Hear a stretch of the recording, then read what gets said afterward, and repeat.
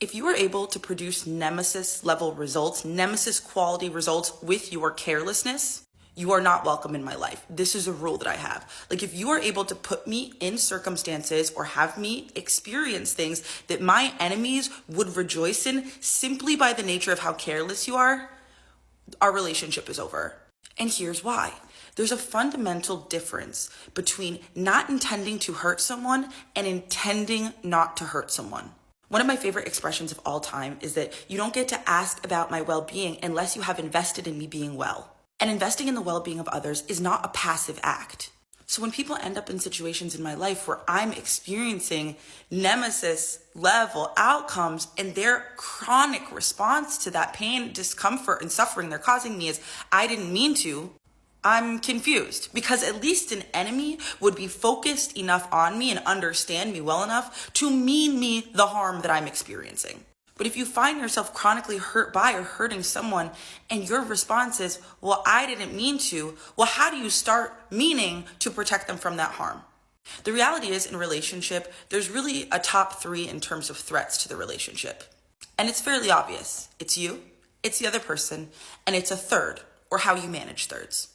The top 2 most dangerous things that threaten any relationship and the people within any relationship are the people within that relationship. So it stands to reason one of the biggest things we need to protect other people from in the relationship is from ourselves. This means taking a conscious and active role in understanding the ways that we have the capacity to hurt and harm another person and mitigating them and running interference on them, right? It means getting to know another person, becoming an expert in what triggers them, upsets them, causes them to feel diminished, small, undervalued, triggered, whatever the case may be, and seeing what in ourself, right, we can work with and manage to protect them, to make sure that they're able to have the safest experience of the relationship as possible. We need to mean to, in the majority of our actions, as in intend to, not cause harm. And I'm not talking about codependency here. I'm talking about the basic covenant that we make when we decide to place other people in our care.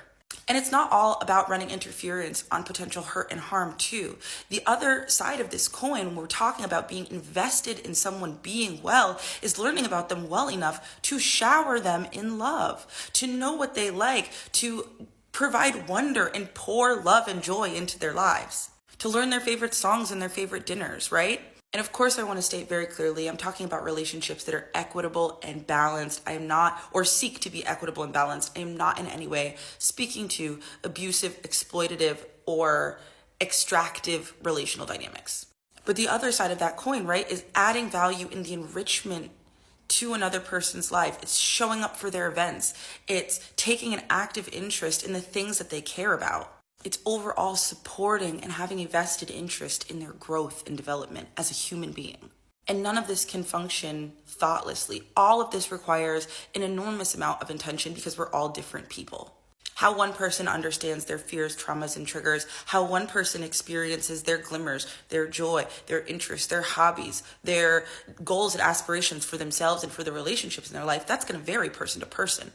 So when we reduce people, when we fail to repair and apologize well, when we objectify people, when we simplify them, when we start writing fan fiction for them, either through people pleasing or dismissals, right, we reduce our ability to do all of this important work that allows us to genuinely contribute to someone being well in an intentional way. And our relationships can see and feel the consequences of that. I don't think we ask ourselves enough, why am I in this relationship with this person? Why do I believe that this person is the best deal around and my life is made better by investing in their well-being as I would invest in my own? And I think without real thoughtful conversations about this together and individually, we can't get to that place where we're able to actually offer that to another person or even ourselves from a place of authentic, true generosity. Because that's the other thing too. If it comes from a place that feels coerced, that feels like we're trying to get something out of the other person, that we're people pleasing from, that's not the same sauce. That's not going to have the same result on ourselves, our relationships, and the lives that we share together. We all deserve to be cared for. We all deserve to have people take a genuine interest in us and vice versa. But in order to do that, we have to start to take apart the I didn't mean to and figure out why we're here and what we actually mean to do. And if for some reason we're still hitting that I didn't mean to more than we're hitting what we intend or mean to do, we need to examine our own motivations and behavior and see if we're actually ready to offer the things that we said we would in that relationship, if we are ready to be in relationship at all, and make choices that honor the dignity and the integrity of that person as we work through that process.